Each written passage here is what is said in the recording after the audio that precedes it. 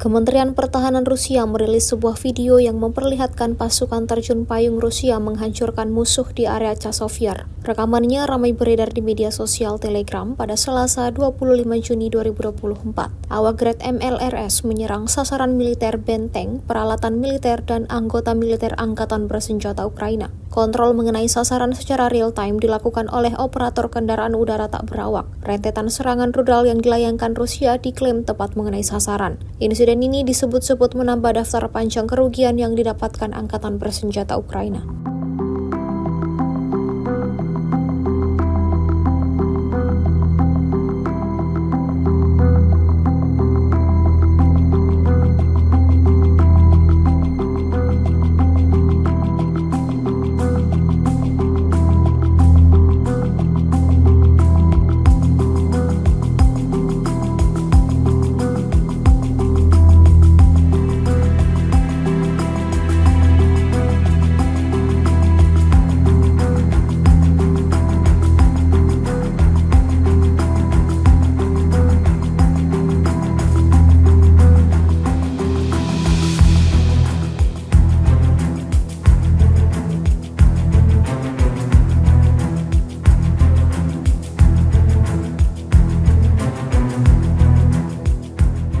Download Tribun X sekarang, menghadirkan lokal menjadi Indonesia.